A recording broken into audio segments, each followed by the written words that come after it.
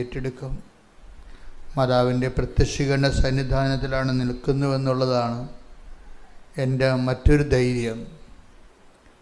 കാര്യം ഈ ഉടമ്പടിയെല്ലാം പുതിയ പുതിയ കാര്യങ്ങളാണ്. ഓരോ ദിവസവും ദൈവാനുഭവത്തിൻ്റെ പുതിയ പാഠങ്ങൾ, അധ്യായങ്ങൾ മനുഷ്യരെ പറയുമ്പോൾ നമ്മൾ കണ്ണ് നിറഞ്ഞു പോകും. ഞങ്ങൾ ഇങ്ങനെ ഒരു യോഗങ്ങളെല്ലാം കൂടി, മീറ്റിംഗ് കൂടി, നമുക്ക് ഉടമ്പടി പോലൊരു സംഭവം ചെയ്യണം,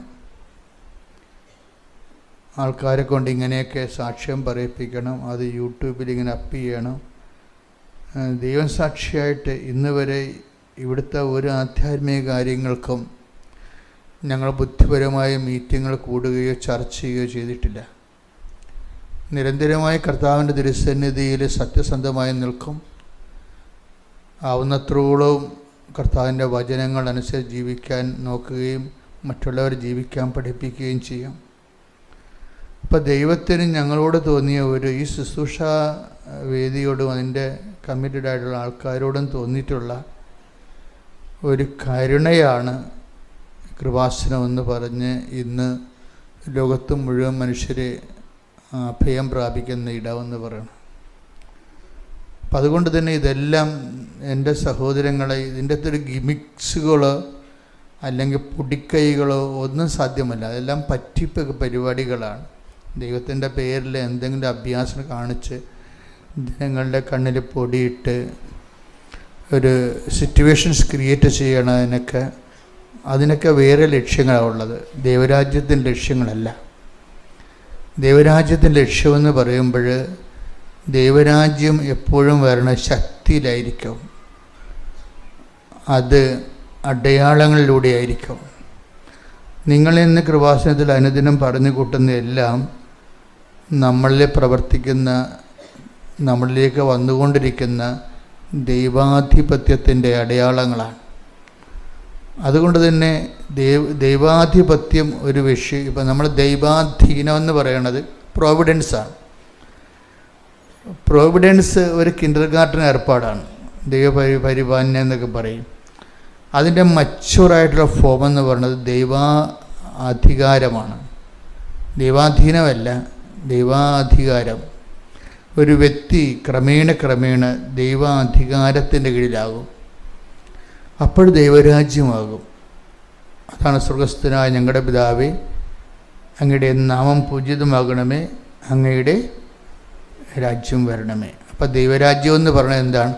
ഒരു വ്യക്തി, the kingdom of God where God reigns. എവിടെയാണ് ദൈവത്തിന് അധികാരമുള്ളത്? ഇപ്പം ഞങ്ങളെപ്പോലെയുള്ള പ്രഘോഷകരുടെ ലക്ഷ്യം എന്താണ്? ജനതയെ ദൈവാധികാരത്തിൽ അടിസ്ഥാനപ്പെടുത്തുക. അപ്പം ഞങ്ങളെപ്പോലുള്ളവരുടെ പ്രാർത്ഥന എന്തായിരിക്കും? കർത്താവേ, എനിക്ക് പ്രാർത്ഥിക്കാനോ പ്രസംഗിക്കാനോ വേണ്ട വിധം പ്രവർത്തിക്കാനോ കഴിയത്തില്ല.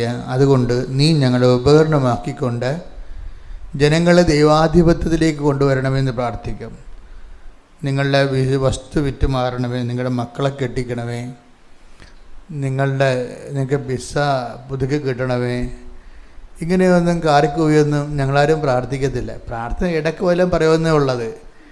പക്ഷെ ഞങ്ങൾ പ്രാർത്ഥിക്കണതും പഠിപ്പിക്കണതെല്ലാം എന്താണ്? ജനങ്ങളെ ദൈവാധിപത്യത്തിൽ കൊണ്ടുവരണമേ. ജനങ്ങളെ ദൈവാധിപത്യത്തിൽ കൊണ്ടുവന്നാൽ നമ്മൾ ദൈവത്തിൻ്റെ മുതലായിട്ട് മാറും. അതാണ് വിഷയം. ദൈവത്തിൻ്റെ മുതലിനെ സാത്താൻ തൊടത്തില്ല. അതാണ് എൻ്റെ വിജയമെന്ന് പറയണത്. ദൈവത്തിൻ്റെ ഉരുപ്പടി, ദൈവത്തിൻ്റെ അവകാശത്തെ സാത്താൻ തൊടത്തില്ല. മറിച്ച് പുറമ്പോക്ക് പൊതുമുതലിനെയാണ് നാട്ടുകാർ ഇങ്ങനെയുള്ളത് വേറെ ആക്രമിക്കുന്നത്. നിങ്ങളെ പ്രലോഭനങ്ങളാൽ ആക്രമിക്കപ്പെടുന്നുവെന്ന് കണ്ടാൽ നിങ്ങൾ ദൈവാധിപത്യത്തിലല്ലെന്നും നിങ്ങളെ പുറമ്പോക്ക് മുതലാണെന്നും ആർക്കെങ്കിലും നിങ്ങളെ ആക്രമിക്കാവുന്നതാണ് എൻ്റെ അർത്ഥം. ദാറ്റ് മീൻസ് നിങ്ങൾ സുരക്ഷിതരല്ലെന്ന്, നിങ്ങൾ അരക്ഷിതരാണെന്ന്. അതുകൊണ്ട് തന്നെ മനുഷ്യൻ്റെ സുരക്ഷിതത്വം എന്ന് പറയുന്നത് മനുഷ്യനെ ദൈവാധിപത്യത്തിലേക്ക് കൊണ്ടുവന്ന് ദൈവത്തിൻ്റെ മുതലാക്കി മാറ്റണം. അപ്പോൾ തുരുമ്പും കീടങ്ങളും ഒന്നും നശിപ്പിക്കാത്ത, സാത്താൻ ആക്രമിക്കാത്ത, ദൈവപരിപാലനം നയിക്കപ്പെടുന്ന ദൈവത്തിൻ്റെ സ്വന്തമായി മാറും. അതുകൊണ്ടാണ് യേശുക്രിസ്തുവിൻ്റെ സ്വന്തവും സ്വന്തമാകാൻ വിളിക്കപ്പെട്ടവരും എന്ന വചനം പറയണത്. പ്രാർത്ഥിക്കുക. കർത്താവായ ദൈവമേ, ഓരോ വചന ശുശ്രൂഷയിലൂടെയും ഞങ്ങളെ ക്രിസ്തുവിന്റെ സ്വന്തവും സ്വന്തമാകാനുള്ള വിളി തിരിച്ചറിഞ്ഞ് ജീവിക്കാനുള്ള ത്വര അഭിഷേകമായി നൽകണമേ. ദിവ്യകാരുണ്യത്തിന്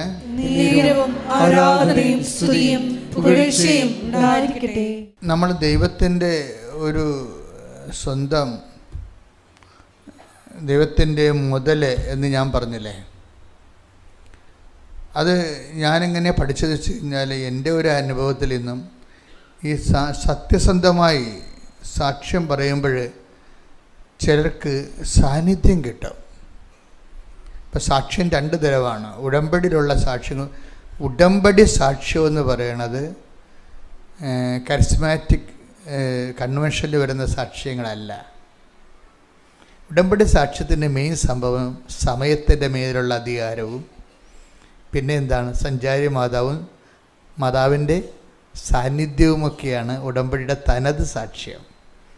ഇപ്പോൾ ഒരു വ്യക്തി അമ്മയെ കണ്ടു, അതിനുശേഷം ഇപ്പോൾ കഴിഞ്ഞ ദിവസം സുരേഷ് ഒരു സാക്ഷ്യം പറഞ്ഞു. സുരേഷ് പത്തനംതിട്ടയിൽ നിന്ന്. അപ്പോൾ ആ സാക്ഷ്യം എന്ന് പറയുമ്പോൾ എൻ്റെ വിഷയം എന്ന് പറയണത്, എൻ്റെ മക്കൾ കൃപാസനത്തിലോട്ട് വരുമ്പോൾ ഞാൻ ഇടയ്ക്ക് പറയാറുള്ള അളിഞ്ഞ മോന്ത്യമായിട്ട് വരരുതിരിക്കൽ. ഒക്കത്തില്ലേ, ശരിയാകുക, ഇനിയും വരണ, പുതുക്കിയാൽ നടക്കത്തുള്ള, ഇങ്ങനെയൊക്കെ ഓരോ ഉടായ്പ വർത്തമാനം പറഞ്ഞുകൊണ്ട് ചില അലപലാദികൾ വരും. ഇവരെ ദൈവം ഞാൻ പറഞ്ഞ പോലെ തിരിഞ്ഞുപോലും നോക്കത്തില്ല. കാര്യം ഇവരെന്ന് വെച്ച് കഴിഞ്ഞാൽ ദൈവത്തിനല്ല അവർക്ക് പ്രാധാന്യം, അവർക്ക് അവരുടെ വയറ്റിപ്പിഴപ്പിന് ഇതെങ്ങനെ ഉപയോഗിക്കാൻ പറ്റുമെന്നുള്ളതിനെ കുറിച്ചുള്ള ഒരു ദുരുപയോഗ ക്രിസ്ത്യാനിയാണ് ഈ സാധനം. അപ്പോൾ എപ്പോഴും നമ്മൾ അത് ശ്രദ്ധിക്കണം. ദൈവതിരുസന്നിധിയിലേക്ക് വരുമ്പോൾ നിങ്ങൾ പഞ്ചായത്തിൽ വില്ലേജ് ഓഫീസിൽ കൈക്കിൽ കൊടുക്കാതെ കിട്ടുക, നമുക്ക് വലിയ പരിചയമുള്ളവരുണ്ട്, അവരെ കൊണ്ട് പറയിപ്പിക്കാവുക, ഇങ്ങനെയൊക്കെ അലപരാതി വർത്തമാനം പറഞ്ഞു നടക്കുന്ന കാര്യം കണക്കസ്തേനയില്ലേ, അതുപോലെ നിങ്ങൾ കൃപാസനത്തിൽ വന്നിട്ട് ഒരു കഥയുമില്ല. കാരണം ദൈവത്തിനും ദൈവത്തിൻ്റെ ആൾക്കാരെ തിരിച്ചറിയാം. അതിന് ജാതിയും മതവും ഒന്നുമില്ല, അതൊരു മനസ്സാണ് ശരിക്കും. അതിപ്പോൾ ഈ സുരേഷിൻ്റെ സാക്ഷ്യം നോക്കിയാൽ മനസ്സിലാവും. സുരേഷിൻ്റെ വിഷയം എന്താണ്? അദ്ദേഹത്തിൻ്റെ ഉപ്പ് കുറ്റി ഇൻഫെക്ഷനായി, പഴുപ്പ് കയറി. ഉപ്പ് കുറ്റി പഴുപ്പ് കയറിയപ്പോൾ അതിൻ്റെ ട്രീറ്റ്മെൻറ്റ് നടത്തിയപ്പോൾ അത് ആ പഴുത്ത സ്ഥലം, ഉന്തി നിന്ന സ്ഥലം അവർക്ക് ഓപ്പറേഷൻ ചെയ്ത്. അപ്പോൾ ഓപ്പറേഷൻ ചെയ്തെങ്കിലും ഹീലിംഗ് ഇല്ല. പഴുപ്പ് തന്നെ കയറി അകത്തോട്ട് പോവുകയാണ്. പിന്നെ ഒന്നുകൂടി ഓപ്പറേഷൻ ചെയ്ത്, അപ്പോൾ പിന്നെ എന്താ പറയുമ്പോൾ ഒറ്റക്കാല് നടപ്പായപ്പോൾ ട്രീറ്റ്മെൻറ്റ് സെൻറ്റർ മാറ്റിയവർ ഏറ്റവും നല്ല ആശുപത്രിയിലേക്ക് ചെന്നപ്പോൾ ഡോക്ടർ പറഞ്ഞ്, ഇനി നിങ്ങൾ കറക്റ്റ് മെഡിക്കൽ സയൻസ് ഫോളോ ചെയ്തില്ലെങ്കിൽ ഈ കാല് മുറിക്കേണ്ടി വരും, അത്രയും മോശമാണ് ഇതിൻ്റെ പഴുപ്പുള്ളിലോട്ട് കയറിക്കൊണ്ടിരിക്കണമെന്ന് പറഞ്ഞു. അപ്പോഴും ഈ 2 ഓപ്പറേഷൻ നടന്നിട്ടും ഈ വിഷയത്തിൻ്റെ അകത്ത് വീണ്ടും കാര്യങ്ങൾ കൂടുതൽ മോശമാകുന്നത് കണ്ടപ്പോഴേ ഈ മനുഷ്യനെ അവിടെ വെച്ചാണ് കൃപാസനം പത്രം കിട്ടണത്. നിങ്ങൾ കൃപാസനം പത്രം എന്ന് പറയുമ്പോൾ ഞാൻ ഉടനെ പറയും, നിങ്ങൾക്കറിയാമല്ലോ, ആദ്യകാലം മുതൽ ദൈവത്തിൻ്റെ ഈ കൈകളിങ്ങനെ നീണ്ടു വരണ കാണുമ്പോൾ പിശാച് പല്ലിളിക്കുമായിരുന്നു ആദ്യം, അല്ലേ? എന്നിട്ട് എന്തുമാത്രം പത്രത്തെക്കുറിച്ച് എന്തുമാത്രം ആക്ഷേപങ്ങളാണ് കേരളത്തിൽ ഇറങ്ങിയത്. അന്ന് 1000 പേരാണ് കൃപാസനം പത്രം കൊടുത്തുകൊണ്ടിരുന്നെങ്കിൽ ഇന്ന് 10,000 പേരാണ് കൃപാസനം പത്രം കൊടുക്കുന്നത്. എന്താ കാര്യം? അതായത് അനുഭവത്തിൻ്റെ മുമ്പിൽ ആശയങ്ങൾക്ക് പിടിച്ചു നീക്കാൻ പറ്റത്തില്ല. അത് നിരീശ്വരമായാലും യുക്തിവാദിയുമായാലും ജനങ്ങൾക്ക് ഉള്ളത് എന്താണ്? ജീവിത പ്രശ്നങ്ങളാണ് ഉള്ളത്. പ്രശ്നങ്ങൾക്ക് യുക്തിവാദങ്ങളൊന്നും പരിഹാരമല്ല, നിരീശ്വരവാദവും പരിഹാരമല്ല. ഈശ്വരൻ മാത്രമേ ഉള്ളൂ. ഈശ്വരൻ ഉണ്ടായിട്ടും അത് നമ്മളിലേക്ക് ഈശ്വര ചൈതന്യം വരണമെങ്കിൽ എന്ത് വേണം? അത് വിശ്വാസം മാത്രം പോരാ. വിശ്വാസം മാത്രം പോരാ. ചില ആൾക്കാർക്ക് വിശ്വാസം മാത്രം മതിയെന്നുള്ള തെറ്റിദ്ധാരണ പലർക്കും ഉണ്ട്. വിശ്വാസം മാത്രം പോരാ. എന്താ കാര്യം? ഇതിൻ്റെ സമ്പൂർണ്ണമായിട്ട് വിശ്വാസത്തിൻ്റെ സത്യസന്ധത നമ്മുടെ കയ്യിൽ നിന്ന് നഷ്ടപ്പെടാത്ത ഒരു വിഷയത്തിനും നമ്മുടെ കയ്യിൽ നിന്ന് സമയമോ സമ്പത്തോ സൗകര്യമോ സ്വസ്ഥതയോ നഷ്ടപ്പെടാത്ത ഒരു വിശ്വാസം ശരിക്കും പറഞ്ഞാൽ വിശ്വാസം അല്ല, ശരിക്കും ഒരാശയപരമാണ്. വിശ്വാസം എന്ന് പറയുന്നത് അതിനെ പ്രയോഗത്തിൽ കൊണ്ടുവരുന്നത് സ്നേഹമാണ്. ഇപ്പം നിങ്ങൾ ഉടമ്പടി കുറേ വിശ്വാസ പ്രവൃത്തികളൊക്കെ കാണിക്കും. പൊതിച്ചോറും കെട്ടിക്കൊണ്ട് പോകും, വെളുപ്പിന് എഴുന്നേറ്റ് പൊതിച്ചോറുണ്ടാക്കും, അത് നിങ്ങൾ 10 മണിക്ക് മുമ്പ് ആശുപത്രിയിൽ എത്തിക്കും, എല്ലാവർക്കും വിളമ്പി കൊടുക്കും. അതൊക്കെ നിങ്ങൾ ചെയ്യുന്നുണ്ട്. പക്ഷെ അങ്ങനെ ചെയ്യുന്നതിലൂടെ നിങ്ങളുടെ മനസ്സിൻ്റെ അടിയൊഴുക്കുകളിൽ നിങ്ങളുടെ വിസ പ്രോസസ്സ് ചെയ്ത് വരികയെന്നുള്ളതായിരിക്കും ചിലപ്പോൾ മനസ്സിരിപ്പ്. അതാണ് ഈ സാധനം. അവിടെ സ്നേഹമായിരിക്കത്തില്ല. ഇത് ഈ പൊതിച്ചോറ് കെട്ടൽ കൊണ്ട് കാര്യമൊന്നുമില്ല. അത് രാഷ്ട്രീയക്കാരും നമ്മുടെ അത് കടമെടുത്ത് അവരും അതുപോലെയൊക്കെ പരിപാടി ചെയ്ത് അത് വോട്ടിന് വേണ്ടി ചെയ്യണം, ആളെ പിടിക്കാൻ വേണ്ടി. നിങ്ങളത് ചെയ്യണമെന്ന് വെച്ച് കഴിഞ്ഞാൽ IELTS പാസ്സാകാനും അതുപോലെ തന്നെ വസ്തു വിൽക്കാനും വേണ്ടിയാണ് പൊതിച്ചോറ് കെട്ടി പാവത്തിന് കൊടുക്കുന്നത്. നിങ്ങളുടെ ഉള്ളിൽ സ്നേഹം ഉണ്ടായിട്ടല്ല ശരിക്കും. എല്ലാവരും അടിച്ചു മുടക്കി ഇത് പറയുകയല്ല, പക്ഷെ ചെയ്യുമ്പോൾ നിങ്ങൾ ചിന്തിക്കണം, is it out of pure love? ഇത് ഞാൻ ചെയ്യുന്നത് ദൈവത്തോടുള്ള നിഷ്കളങ്കമായ സ്നേഹമാണോ അതോ കളങ്കിത സ്നേഹമാണോ? നിങ്ങൾ സ്നേഹം കാണിക്കണമെന്നില്ല എന്നല്ല, എല്ലാവരും സ്നേഹം കാണിക്കുന്നുണ്ട്, ആവശ്യത്തിന് സഹായിക്കുന്നുണ്ട്. പലപ്പോഴും വരുന്നത് കളങ്കിത സ്നേഹമാണ് ഈ കാണിക്കുന്നത്. എന്താ കളങ്കം എന്ന് പറയുന്നത്? നിങ്ങളുടെ ചില വ്യക്തി താല്പര്യങ്ങൾ അതിൻ്റെ അകത്തുണ്ട്. അതാണ് വിഷയം. നമ്മുടെ മകളെ കെട്ടിക്കുക, കെട്ടിച്ച് വിട്ട മകൾക്ക് പിള്ളേരുണ്ടാകുക, വസ്തു വിറ്റ് മാറുക, ഇതെല്ലാം ഇങ്ങനെയുള്ള പേഴ്സണൽ ഇൻറ്റൻഷൻസ് വരുമ്പോൾ ഇതിൻ്റെ അകത്ത് ഒരു കളങ്കം കയറി വരും. എന്താണ്? വ്യക്തി താല്പര്യം എന്ന് പറഞ്ഞാൽ കളങ്കം കയറി വരും. അപ്പം ദൈവത്തിൻ്റെ താല്പര്യം അല്ലത്. നിങ്ങളുടെ നിത്യവൃത്തി കഴിഞ്ഞു പോകാൻ വേണ്ടിയുള്ള എന്തെങ്കിലും ഒരു അഭ്യാസം പോലെ വരത്തുള്ളൂ. ആത്മാർത്ഥതയില്ലാത്ത വിഷയമാണത്. അപ്പം അതുകൊണ്ട് തന്നെ മക്കൾ ഇങ്ങനെ ഒരു ട്രാജഡി ഇതിൻ്റെ അകത്തുള്ളത് കാരണം നിങ്ങളെന്ത് ചെയ്യണം? അതൊക്കെ ആദ്യ ലെവലിൽ ഉണ്ടാവും, ഒരു കുഴപ്പമില്ല. ഞാൻ പണ്ട് നിങ്ങളോട് പറയുമായിരുന്നല്ലോ, ഈ ആദ്യം ഈ പശുവിൻ്റെയും അതുപോലെ തന്നെ ആടിനെയൊക്കെ പ്രസവിച്ച് കഴിഞ്ഞാൽ ആദ്യ പാല് നാട്ടിൻപുറങ്ങളിൽ ഉടനെ കുടിക്കത്തില്ല. അതൊന്നെങ്കിൽ കുട്ടിയെ കൊണ്ട് കുടിപ്പിക്കും, അല്ലേ? മനുഷ്യന്മാർ കുടിക്കത്തില്ലല്ലോ, അത് ഇല്ല. അതിൻ്റെ അകത്ത് എന്തൊക്കെ കൂടുതൽ ഈ മിനറൽസൊക്കെ ഉള്ളത് കാരണം ചിലപ്പോൾ നമുക്ക് നമ്മുടെ ബോഡിക്ക് അത് കുഴപ്പം ചെയ്യും. അത് കാരണം ഒരു 2-3 ഈ പശുവും ആടൊക്കെ പ്രസവിച്ച 2-3 ദിവസം ഇത് കുട്ടികളെ ഒരാഴ്ച കുട്ടിയെ കൊണ്ട് കുടിപ്പിക്കത്തുള്ളൂ പശുവിൻ്റെ. അത് കുട്ടിയെ ഉദ്ദേശിച്ചിട്ടല്ല ചെയ്യണത്. കുട്ടിയും എഴുത്ത് കൊടുത്തൊക്കെ വരണം, പക്ഷെ അതല്ല, ആ പാല് കൊള്ളത്തില്ല, നമുക്ക് മനുഷ്യനെ കൊള്ളത്തില്ല. അതുകൊണ്ടാണ് എൻ്റെ അപ്പനൊക്കെ ചെയ്തുകൊണ്ടിരുന്നത്.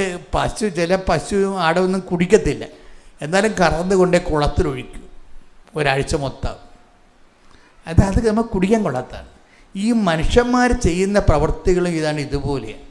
ആദ്യമൊക്കെ നമ്മൾ ഉടമ്പടി എടുക്കുമ്പോൾ പൊതിച്ചോറ് കെട്ടുകയും 10 പൈസ മനുഷ്യന് കൊടുക്കുകയും ചെയ്യണതെങ്കിലും അതിൻ്റെ ഉള്ളിലെല്ലാം ഈ ഇൻറ്റൻഷനുണ്ട്. എന്താണ്? പ്രൊമോഷൻ കിട്ടുക, PR കിട്ടുക ഉള്ള സംഭവം. ഇതൊക്കെ കുളത്തിലൊഴിച്ച് കളയാനേ പറ്റത്തുള്ളൂ, ദൈവം എടുക്കത്തില്ല. ഈ സൽപ്രവർത്തികളൊന്നും ദൈവം എടുക്കത്തില്ല, അത് കുളത്തിലൊഴിച്ച് കളയാനേ പറ്റത്തുള്ളൂ, അല്ലെങ്കിൽ കുട്ടിയെ കൊണ്ട് കുടിപ്പിക്കാനേ പറ്റത്തുള്ളൂ. ദൈവം എടുക്കുന്ന കാര്യം അതിൻ്റെ അകത്ത് നിൻ്റെ ഇൻറ്റൻഷൻസ് ഒന്നും വേണ്ട, ഇല്ലാതെ ദൈവത്തോടുള്ള സ്നേഹത്തിൻ്റെ പേരിലാകുന്ന കളങ്കരഹിതമായ നിഷ്കളങ്കമായ ലക്ഷ്യങ്ങളായിരിക്കണം.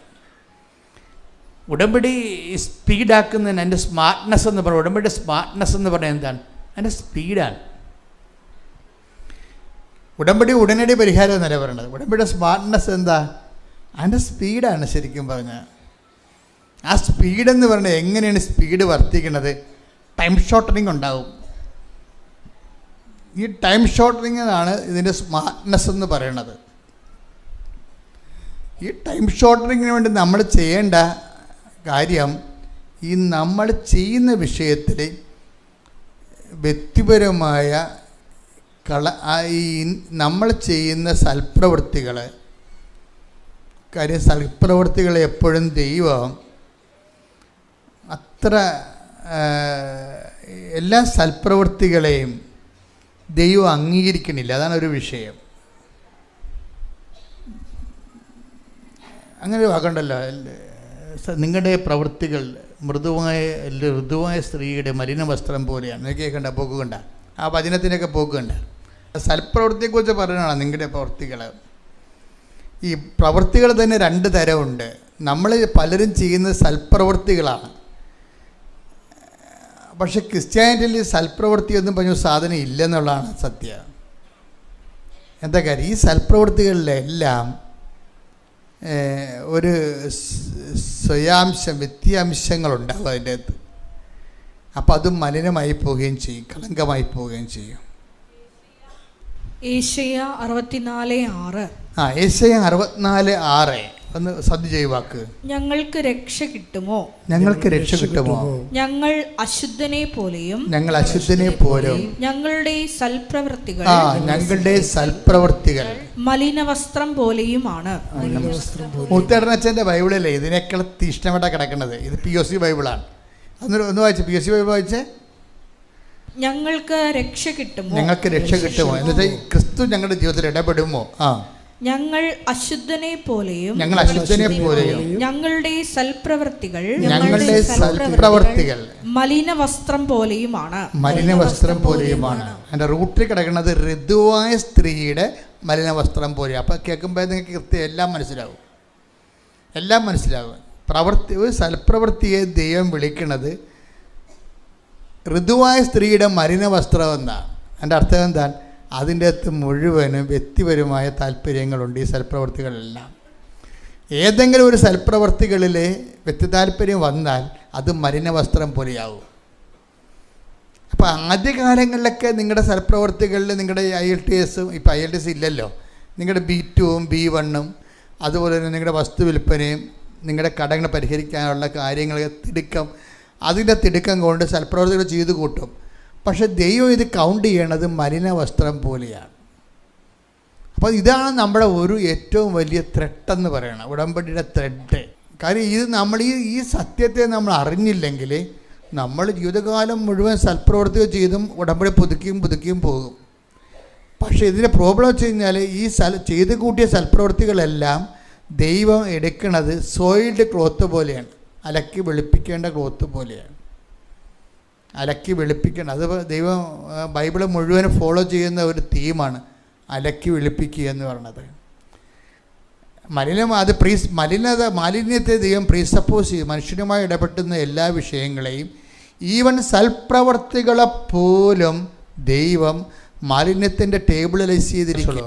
ഞാൻ മറുപടി പറഞ്ഞു, പ്രഭു അങ്ങേക്കറിയാമല്ലോ.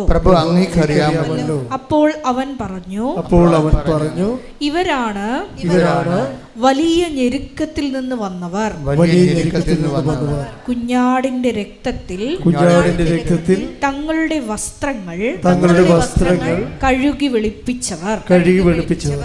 ഇതാണ് വിഷയം. അതായത് ഇത് രണ്ടും കൂടി കൂട്ടി വായിക്കണം. നേരത്തെ വായിച്ചത് ഐസയ്യ എത്രയാണ്? ഐസയ്യ 64:6. ഞങ്ങൾക്ക് രക്ഷ കിട്ടുമോ? ഞങ്ങൾ അശുദ്ധനെ പോലെയും ഞങ്ങളുടെ സൽപ്രവൃത്തികൾ മലിനവസ്ത്രം പോലെയുമാണ്.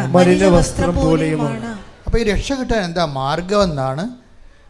ഇപ്പം നമ്മുടെ സൽപ്രവൃത്തികളിൽ വ്യക്തിപരമായ ഇൻറ്റൻഷൻസ് കയറി അത് കളങ്കിതമായി പോയെന്ന് വിചാരിച്ചോ?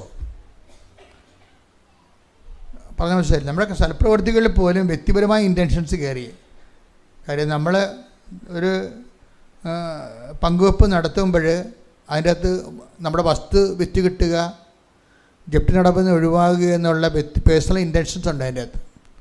ഈ പേഴ്സണൽ ഇൻറ്റൻഷൻ്റെ വരുമ്പോൾ, വ്യക്തിപരമായ ഇൻറ്റൻഷൻസ് വരുമ്പോൾ ഓട്ടോമാറ്റിക്കലി ഇത് കണ്ടാമിനേറ്റഡായി പോവുകയാണ്, കളങ്കിതമായി പോവുകയും.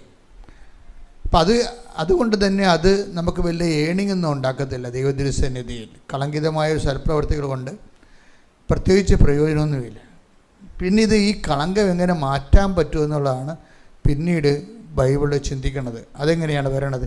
ഇൻ കേസ് ഞങ്ങൾക്ക് രക്ഷ കിട്ടുമോ? കാര്യം എന്താ, ഞങ്ങളുടെ സൽപ്രവർത്തികളിൽ പോലും വ്യക്തിപരമായ താല്പര്യങ്ങളാണ് കിടക്കുന്നത്. അതുകൊണ്ട് അത് കളങ്കിതമായി പോയി. ഇനി ഞങ്ങൾക്ക് രക്ഷ കിട്ടുമോ? രക്ഷ കിട്ടുമോ എന്നുള്ള ചോദ്യത്തിന് അവിടെ ഉത്തരമില്ലെങ്കിലും ബൈബിൾ എഴുതി തീരണതിന് മുമ്പ് പരിശുദ്ധാത്മാവ് ഉത്തരം നൽകുന്നുണ്ട്. എന്താണ്? രക്ഷ കിട്ടും, നിങ്ങൾ എന്ത് ചെയ്യണമെന്ന് പറയുന്നുണ്ട്. എന്താ ചെയ്യേണ്ടത്? വായിച്ചേ. വെളിപാട് 7:14. വെളിപാട് 7:14. ഞാൻ മറുപടി പറഞ്ഞു, പ്രഭു അങ്ങേക്കറിയാമല്ലോ. നിങ്ങൾക്ക് രക്ഷ കിട്ടുമോ? ഞാൻ മറുപടി പറഞ്ഞു, പ്രഭു അങ്ങേക്കറിയാമല്ലോ. അപ്പോൾ അവൻ പറഞ്ഞു, ഇവരാണ് വലിയ ഞെരുക്കത്തിൽ നിന്ന് വന്നവർ, കുഞ്ഞാടിന്റെ രക്തത്തിൽ തങ്ങളുടെ വസ്ത്രങ്ങൾ കഴുകി വെളുപ്പിച്ചവർ. മനസ്സിലായില്ല? അപ്പം മലിന വസ്ത്രത്തെ കഴുകി വെളുപ്പിക്കുന്നതിന് ഒരു ഡിറ്റർജൻറ്റേ ഉള്ളൂ. എന്താണത്? കുഞ്ഞാടിൻ്റെ രക്തമാണ്. മനസ്സിലായില്ലേ? അതിൻ്റെ കുഞ്ഞാടിൻ്റെ രക്തം നമ്മൾ അനുഭവിക്കുന്നത് എങ്ങനെയാണ്? നമ്മുടെ ഞെരുക്കങ്ങളിൽ നിന്നാണ് അനുഭവിക്കുന്നത്. അപ്പോൾ ഇതിൻ്റെ അകത്ത് ടാർഗറ്റ് ചെയ്യേണ്ടത്, ഉടമ്പടിയിലെ ഗ്രോത്തിൽ ടാർഗറ്റ് ചെയ്യേണ്ടത് നമ്മുടെ ഞെരുക്കങ്ങളാണ്. ഇപ്പം നമ്മുടെ ഞെരുക്കങ്ങളെന്ന് പറയുന്നത് പലതരം ഉണ്ടാകുന്നത്, രോഗവും ക്ഷീണവും അല്ല. മാത്രമല്ല, ചിലപ്പോൾ നമ്മൾ ഒറ്റപ്പെടും. ചിലപ്പോൾ നിങ്ങൾ ഉടമ്പടി എടുക്കുന്നതോടുകൂടി നിങ്ങളെ ഇന്ന് വരെ സപ്പോർട്ട് ചെയ്തിരുന്ന ആൾക്കാർ, നിങ്ങളുടെ കൂട്ടുകാരുണ്ടാകും. ചിലപ്പോൾ അവർ ഈ വഴി വരുന്ന ആൾക്കാരായിരിക്കത്തില്ല. നിങ്ങൾ ഉടമ്പടി എടുക്കാൻ താമസിച്ചതിൻ്റെ കാരണം തന്നെ ഈ കക്ഷികൾ നിങ്ങളെ കളിയാക്കും, അവർ നിങ്ങളിൽ നിന്ന് വിട്ടുപോകുമെന്നൊക്കെ വിചാരിച്ചിട്ടാണ് നിങ്ങൾ നിങ്ങളുടെ ഉടമ്പടി ഷെയർ ചെയ്യാൻ പോലും, ഉടമ്പടി എടുത്തിട്ട് പോലും കൃപാസനം ധ്യാനം ഷെയർ ചെയ്യാത്ത ആൾക്കാരില്ലേ? അവരുടെയൊക്കെ കാര്യത്തിൽ തീരുമാനം ഉണ്ടാകാൻ പോകുന്നുണ്ട്. കാപട്യം കർത്താവ് വെച്ച് പൊറപ്പിക്കത്തില്ല. നിങ്ങൾ ആരെയാണ് പേടിക്കണത്? ദൈവത്തെക്കാൾ ഒരു പട്ടിക്കാട്ടത്തിൻ്റെ വില പോലും ദൈവം കൊടുക്കാത്ത ഇതുപോലെ പരട്ട മനുഷ്യരാണ് നിങ്ങൾ പേടിക്കുന്നത് ദൈവത്തെക്കാൾ ഉപരി. You must share it. നിങ്ങൾ എന്ത് ചെയ്യണം? നിങ്ങൾ ദൈവവുമായിട്ട് നിങ്ങൾ ലിങ്കായ പിന്നെ ആരെയും നിങ്ങൾ ഒന്നാം സ്ഥാനത്ത് കൊണ്ടുവരരുത്. പാപമെന്ന് പറഞ്ഞാൽ എന്താ നിങ്ങൾക്കറിയാവോ? അനുതാപമെന്ന് പറഞ്ഞാൽ എന്താണെന്നറിയാവോ? അനുതാപമെന്ന് പറയണത് പാപത്തിൽ നിന്ന് വിട്ടുമാറുന്നതും പാപത്തെക്കുറിച്ചുള്ള ദുഃഖവുമല്ല. അനുതാപമെന്ന് പറഞ്ഞാൽ പാപത്തെക്കുറിച്ചുള്ള ദുഃഖമല്ല. അതുപോലെ തന്നെ പാപമെന്ന് പറഞ്ഞാൽ നിയമലംഘനവുമല്ല. പാപം നിയമലംഘനമാകുന്നു, പക്ഷെ അതല്ല പ്രശ്നം. പാപം എന്താണെന്ന് ഐഡൻറ്റിഫൈ ചെയ്തില്ലെങ്കിൽ അനുതാപം അവതാളത്തിലാകും. പാപത്തെ നമുക്ക് ഐഡൻറ്റിഫൈ ചെയ്യാൻ പറ്റണില്ല എന്നുണ്ടെങ്കിൽ നിങ്ങൾ ഇത്രയും നാൾ എടുത്ത അനുതാപങ്ങളെല്ലാം ഫേക്ക് സംഭവമാണ്, ഡ്യൂപ്ലിക്കേറ്റ് അനുതാപത്തിൻ്റെ കുന്നംകുളം സെറ്റ് എന്ന് പറയും. അനുതാപത്തിൻ്റെ എന്താ പ്രശ്നം? പാപം നിയമലംഘനമാണ്. എടുത്തേ ശ്രുതികട്ടെ. ഹല്ലേലൂയ, ഹല്ലേലൂയ, ഹല്ലേലൂയ, യേശുവേ നന്ദി, hallelujah, hallelujah, hallelujah, hallelujah, hallelujah, യേശുവേ ആരാധന, ആരാധന. 1 യോഹന്നാൻ 3:4. പാപം ചെയ്യുന്നവൻ നിയമം ലംഘിക്കുന്നു. പാപം നിയമലംഘനമാണ്. ഇപ്പൊ കേൾക്കുമ്പോൾ നിങ്ങൾ ഓർക്കും 10 കൽപ്പന ലംഘനമാണ് പാപം. എന്നാൽ 10 കൽപ്പന അങ്ങോട്ട് പാലിച്ചാൽ മതിയല്ല, പ്രശ്നം തീർന്നില്ല. പ്രശ്നം തീരത്തില്ല. നമ്മൾ കേൾക്കുമ്പോൾ എന്ത് തോന്നും? പാപം നിയമലംഘനമല്ലേ? അപ്പോൾ നിയമം എന്ന് പറയുന്നത് 10 കൽപ്പനയല്ലേ? 10 കൽപ്പന അങ്ങോട്ട് പാലിച്ചാൽ മതിയല്ല. പിന്നെ നിയമലംഘനമില്ലല്ല, പാപമില്ലല്ല, ഒറ്റനടക്ക് പോകത്തില്ല. എന്താ കാര്യം? പാപം നിയമലംഘനമല്ല. ഇവിടുത്തെ പ്രശ്നം എന്താണ്? ഇവിടുത്തെ പ്രശ്നം നിയമം എന്തുകൊണ്ട് ലംഘിക്കുന്നു എന്നുള്ളതാണ്. പാപത്തിൻ്റെ കോസല്ലല്ല പറയണത്. യോഹന്നാൻ പറയണ പാപത്തിൻ്റെ ഇഫക്റ്റ് അല്ല പറയണത്. പാപം നിയമലംഘനമാണെന്നല്ല പറയണത്. പക്ഷെ അത് പ്രശ്നം അതല്ലല്ലോ. എന്തുകൊണ്ട് ഈ മനുഷ്യൻ നിയമം ലംഘിക്കുന്നോ? അതെന്താണ്? അവന് ദൈവത്തിൻ്റെ കൽപ്പനകളെ അത്രക്ക് ഏക്കണില്ല. അവന് എന്താ കാര്യം? അവനത് അംഗീകരിക്കണില്ല. അതാണ് പ്രശ്നം. എന്തുകൊണ്ടാണ് ദൈവത്തിൻ്റെ കൽപ്പനകൾ നിയമം ലംഘിക്കണേ? എന്തുകൊണ്ടാണ്? ആ നിയമത്തെ അവൻ അംഗീകരിക്കണില്ല. അവൻ അംഗീകരിക്കുന്നില്ല എന്ന് വെച്ചുകൊണ്ട് ന്യൂട്രാകത്തില്ല. അവൻ വേറെ എന്തിനും അംഗീകരിക്കുന്നു. അതല്ലേ പ്രശ്നം. നിന്റെ കർത്താവ് ദൈവം ഞാനാകുന്നു എന്ന് പറയുമ്പോൾ ഞാനല്ലാത്തൊരു ദൈവം നിനക്കൊണ്ട്, അവനാണ് അപരനെന്ന് പറയണത്. The other God. നമുക്ക് എല്ലാവർക്കും നമ്മളെ ചുറ്റിക്കുന്ന ഒരു സംഭവം അതർ ഗോഡാണ്, അപരദൈവം. ദൈവത്തെക്കാൾ പ്രാധാന്യം വേറെ ആർക്കോ കൊടുത്തുകൊണ്ടാണല്ലോ ഇവർ ഷെയർ ചെയ്യാത്തത്. എൻ്റെ ഗ്രൂപ്പിലോട്ട് ഇത് ഷെയർ ചെയ്ത് കഴിഞ്ഞാൽ ഞാൻ ഈശ്വര വിശ്വാസിയാണെന്ന് എങ്ങാനും കൂടെ ഉള്ളവർ തീരുമാനിച്ച് എന്ത് ചെയ്യും? അതല്ലേ പ്രശ്നം. അപരദൈവങ്ങളുണ്ട്. അപരദൈവങ്ങളെ ടാർഗറ്റ് ചെയ്തില്ലെങ്കിൽ ഒറ്റ നടക്ക് പോകുന്നില്ല. അതുകൊണ്ട് പാപം നിയമലംഘനമാണെന്ന് പറയുമ്പോൾ ഞാൻ നിയമം പാലിച്ചെന്ന് പറഞ്ഞു കൊണ്ടുവന്ന പാപത്തിൻ്റെ ഇഫക്റ്റുകൾ മാറുന്നില്ല. മാറുന്നതിൻ്റെ cause, take the cause, set the cause. അതിൻ്റെ കാരണം എന്താ നീ അന്വേഷിക്കണം. എന്താണത്? നീ ദൈവത്തെ അംഗീകരിക്കണില്ല. സ്വർഗഭോഗം പാപമാണെന്ന് എല്ലാവർക്കും അറിയാം. പക്ഷേ സ്വർഗഭോഗം പാപമായത് എന്തുകൊണ്ടാണെന്നാണ് പൗലോസ് പറയണത്. അതാണ് യോഹന്നാനും പൗലോസും തമ്മിലുള്ള വ്യത്യാസം. സ്വർഗഭോഗം പോലെയുള്ള പ്രകൃതി വിരുദ്ധ പാപങ്ങൾ പാപമാണെന്ന് പറയുമ്പോഴും അത് നിയമലംഘനമാണെന്ന് പറയുമ്പോഴും അത് എന്തുകൊണ്ട് പാപമാകുന്നുവെന്ന് യോഹന്നാൻ പറയത്തില്ല, പക്ഷെ പൗലോസ് പറയും. എന്താണ് പൗലോസ് പറയണത്? വായിച്ച് ശ്രുതികടെ 1:29. ശ്രുതികടെ റോമ 1:28. റോമ 1:28. ദൈവത്തെ അംഗീകരിക്കുന്നത്. That's the point. എന്താ പറയണത്? ഏറ്റു പറഞ്ഞേ. ദൈവത്തെ അംഗീകരിക്കുന്നത്, ദൈവത്തെ അംഗീകരിക്കുന്നത് പോരായ്മയായി അവർ കരുതിയത് നിമിത്തം അധമവികാരത്തിനും അനുചിത പ്രവർത്തികൾക്കും ദൈവം അവരെ വിട്ടുകൊടുത്തു. ഇവിടെയാണ് പ്രശ്നം വന്നിരിക്കുന്നത്. റൂട്ട് ഇതാണ്. എന്താണ്? നമ്മൾ ദൈവത്തെ അംഗീകരിക്കുന്നില്ല, അതാണ് പ്രശ്നം. അപ്പോൾ ദൈവത്തെ അംഗീകരിക്കുന്നത് എന്താണ്? അത് പോരായ്മയെ കരുതുന്നു. ചില ആൾക്കാർ വിചാരിക്കുന്നത്, അയ്യോ ഈ ശാസ്ത്രീയമായ യുഗത്തിൽ ആരെങ്കിലും ദൈവത്തെ വിശ്വസിക്കുമെന്ന് ചില അഭ്യാസികൾ ഈ സോഷ്യൽ മീഡിയ ഇരുന്നുകൊണ്ടൊക്കെ പറയും. ഞാനൊക്കെ ഇതുപോലെ ശാപം പിടിച്ച മനുഷ്യരെ ഞാൻ കണ്ടിട്ടില്ലേ. എനിക്കൊരു നിരീശ്വരവാദി എന്ന് പറയുമ്പോൾ എനിക്ക് പറഞ്ഞത്, എനിക്ക് അവരോട് ഒരു സഹതാപമല്ല തോന്നണത്, ഒരു ശപിക്കപ്പെട്ട മനുഷ്യരെന്നാണ് തോന്നുന്നത്. സഭയുടെ പൊതു കാഴ്ചപ്പാടിൽ ഇവരാരും ശപിക്കപ്പെട്ടവരല്ല, അവരെല്ലാവരും അണ്ടർസ്റ്റാൻഡ് ചെയ്യേണ്ട ആൾക്കാരാണ്. പക്ഷേ എനിക്ക് അണ്ടർസ്റ്റാൻഡിങ് അല്ല തോന്നണത്. ഒരു മനുഷ്യന് ഈശ്വരനെ ദൈവത്തെ വിശ്വസിക്കാൻ കഴിയാതിരിക്കണത് ഒരു ഭൗതികമായ ഒരു കേഴ്സാണ്. ഇൻ്റലക്ച്വൽ കേഴ്സെന്ന് പറയും. ഭൗതികമായ ഒരു ശാപമാണ്.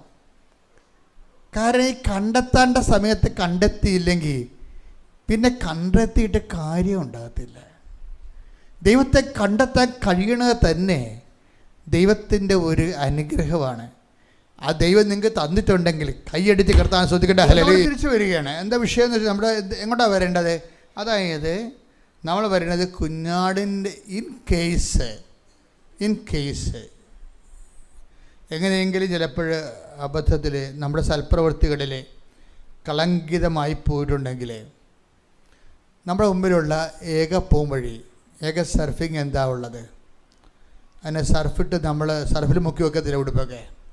അതെവിടെയാണ് മുക്കിയത്? നമ്മുടെ ഞെരുക്കങ്ങളെ. നമുക്ക് ഒരുമാതിരി ഞെരുക്കങ്ങളല്ലേ ഉള്ളത്, പലതരം ഞെരുക്കങ്ങളുണ്ടാവും അല്ലേ? രോഗവും ക്ഷീണവും അംഗീകരിക്കാത്തതും സങ്കടപ്പെടുത്തുന്നതും ആയിട്ടുള്ള കുറേ ഞെരുക്കങ്ങൾ നമുക്കുണ്ടാകത്തില്ലേ? ഈ ഞെരുക്കങ്ങളെ നമ്മൾ എങ്ങനെയാണ് ഇതിനെ സമീപിക്കുന്നത്? അത് ആണ് ഇതിൻ്റെ അകത്ത് ഏറ്റവും വലിയ സംഭവം. അതായത് നമ്മൾക്ക് ഇപ്പോൾ ഒരു നിങ്ങളുടെ വീട്ടിൽ തന്നെ ഇപ്പം നിങ്ങൾക്ക് മക്കളില്ല എന്ന് വിചാരിച്ചോ, കല്യാണം കഴിച്ചൊരു 31 വർഷമായി മക്കളില്ല. അപ്പോൾ അങ്ങനെ കണ്ടാൽ അറിയാൻ നമുക്ക് 55-56 വയസ്സുണ്ടെന്ന് തോന്നും. അങ്ങയുടെ ചേടത്തിക്കും ഉണ്ട് ഏതാണ്ട് 53 വയസ്സ്. അപ്പോൾ എനിക്ക് അവർ മക്കളില്ല എന്നും പറഞ്ഞ് എൻ്റെ മുമ്പിൽ നിന്നുകൊണ്ട് നിലവിളിക്കുമ്പോൾ എനിക്ക് ശരിക്കും പറഞ്ഞാൽ എനിക്ക് ഉള്ളിൻ്റെ ഉള്ളിൽ ഞാൻ ദൈവമേ, അമ്മ എന്തുമാത്രം മനുഷ്യർക്ക് എന്തെല്ലാം കാര്യങ്ങൾ ചെയ്തു കൊടുക്കണേ. ഇവർക്കിത് ചെയ്താൽ നല്ലതാവും. എന്താ കാര്യം? എന്നിട്ട് ഞാൻ ഓർക്കണത്, ഈ മനുഷ്യനെ ഒരു കൊച്ചു ജനിച്ച് അതിന് 10 വയസ്സാകുമ്പോൾ തന്നെ ഇവർക്ക് 56 വയസ്സ് 65 വയസ്സെങ്കിലും ആവും. 15 വയസ്സാകുമ്പോൾ അതിന് 70 വയസ്സാവും ഈ വല്യപ്പന്.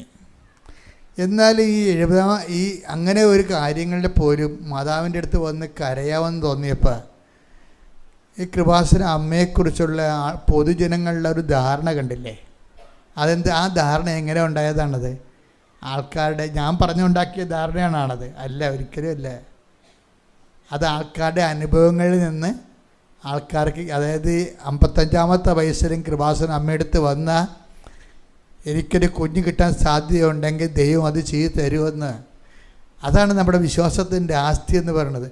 ഞാൻ അവർക്ക് വേണ്ടി തണുക്കെ പ്രാർത്ഥിച്ച് ഒരു കുഞ്ഞിനെ കൊടുക്കാൻ വേണ്ടി പ്രാർത്ഥിച്ചു. കാര്യം ഈ ദിവസങ്ങൾ വന്ന സാക്ഷ്യങ്ങളൊക്കെ കേട്ട് കഴിഞ്ഞാൽ എന്തും പ്രാർത്ഥിക്കാൻ നമുക്ക് തോന്നിപ്പോണ രീതിയിലുള്ള ആത്മവിശ്വാസമാണ് നമുക്ക് തരണത്. കാര്യം ഈ സുരേഷിൻ്റെ സാക്ഷ്യമില്ലേ, സുരേഷ് എന്താ ചെയ്തിരിക്കുന്നത്? സുരേഷിന് കാല് അസ്ഥി വളരുകയോ ഉപ്പുവിറ്റ് പൊങ്ങുകയോ ഒക്കെ ചെയ്ത് 2 ഓപ്പറേഷൻ കഴിഞ്ഞ് 3ാമത്തെ ഓപ്പറേഷൻ മൾട്ടി സ്പെഷ്യാലിറ്റി ഹോസ്പിറ്റലിലോട്ട് പോയി. അവിടെ ഡോക്ടർ ടോർച്ചടിച്ച് നോക്കി, അത് പഴുപ്പ് കയറിക്കൊണ്ടിരിക്കുകയാണ്. അപ്പോൾ ഇനി നിങ്ങൾ മെഡിക്കൽ നിരീക്ഷണത്തിലായിരിക്കണം, അതേ കാല് മുറിക്കേണ്ടി വരുമെന്നല്ലേ പറഞ്ഞത്. അപ്പം സുരേഷ് പറയണ ഒരു കാര്യമുണ്ട്. എന്താ പറയണത്? ഞാൻ കാലിനെയൊന്നും മുറിക്കണില്ല, ഇനി ഒരു ഡോക്ടറെയും കാണുന്നില്ല. എന്താണ്? ഞാൻ എൻ്റെ അമ്മയെടുത്ത് പോകണമെന്ന്. കണ്ടിട്ടില്ല ആ മനുഷ്യൻ, അമ്മയെ കണ്ടിട്ടില്ല. കൃപാസനം ഒന്ന് കേട്ടിട്ടുള്ള 10 രൂപ കിട്ടിയിട്ടുള്ള പത്രം 3 ദിവസം ഇരുന്ന് വായിക്കുന്നുണ്ട് പുള്ളി. ഈ ഒരു പത്രം കിട്ടിയിട്ട് അത് തിരിച്ചും മറിച്ചും 3 ദിവസം ഇരുന്ന് വായിച്ചപ്പോൾ അദ്ദേഹത്തിന് ദൈവം അദ്ദേഹത്തിന് തോണ്ടി വന്ന്. അതുകൊണ്ടാണല്ലോ ആ വിശ്വാസം കയറിയത്. അപ്പോൾ വിശ്വാസം കയറിയപ്പോൾ അദ്ദേഹം പറയണത്, ഞാനിനി അമ്മയെടുത്ത് പോയിട്ട് കാല് കാണിക്കട്ടെ എന്നാണ് പറയണത്. അപ്പോൾ കാല് കാണിക്കണമെന്ന് അത് അത്ര ഇങ്ങനെ എത്രയോ പത്തനംതിട്ട എവിടെയുള്ള മനുഷ്യൻ ഇവിടെ വരാൻ പറ്റിയ ഒരു കണ്ടീഷൻ അല്ല. കാല് ഓട്ടോ ഡ്രൈവറായതോ ആണ്. അപ്പോൾ കാല് കൊണ്ടുള്ള പരിപാടിയാണ് ഉള്ളത്. ഈ കാലാണെങ്കിൽ തൊട്ടാ ജീവൻ പോണ കാലുമാണ്. അത് വെച്ചുകൊണ്ട് ഇവിടം വരെ ഓടിക്കാനും പറ്റണില്ല. എങ്കിലും വൈഫായിട്ട് പോന്നിരിക്കുകയും കുറച്ച് കഴിഞ്ഞപ്പോൾ മനസ്സ് തളർന്ന് ഇടയ്ക്ക് വെച്ച് വീണ് പോയി. പിന്നെ പറഞ്ഞ്, അമ്മേ എന്നെ അമ്മ തന്നെ അകത്ത് അവിടെ എത്തിക്കണമെന്ന് പറഞ്ഞു. അതാണ് വിഷയം. പഴുത്ത കാലുമായിട്ട് ഓടിച്ച് ഓടിക്കാൻ പറ്റാത്ത പ്രാണം പോണ വേദനയുമായിട്ട് വഴി വീണ് കിടക്കുകയാണ് ആൾ. എന്നിട്ട് കുറച്ച് കഴിഞ്ഞപ്പോൾ അയാൾ റെസ്റ്റ് കഴിഞ്ഞപ്പോൾ അയാൾ പറഞ്ഞു, എൻ്റെ അമ്മേ എന്നെക്കൊണ്ട് പറ്റത്തില്ല, എന്നെ അമ്മയെ കാല് സുഖപ്പെടുത്തുമെങ്കിൽ അമ്മ തന്നെ എന്നെ കൊണ്ട് എത്തിക്കണമെന്ന് പറഞ്ഞു. അവിടെ ഈ മനുഷ്യന്മാർ പറയണ വാക്കുകൾ ചങ്കെക്കൊണ്ടാണ് പറയണത്. അത് ആത്മാർത്ഥമാണെങ്കിൽ ദൈവം അതുപോലെ തന്നെ എടുക്കും. ദൈവത്തെ പരീക്ഷിക്കാൻ വേണ്ടി അങ്ങനെ പ്രാർത്ഥിച്ച് ഒക്കട്ടെ കിട്ടിയ ഊട്ടിയതൊക്കെ പറഞ്ഞ് പറയുന്നത് അവന്മാരാണ് വന്ന് പാഴ്സൽ പണി മേടിക്കണത്.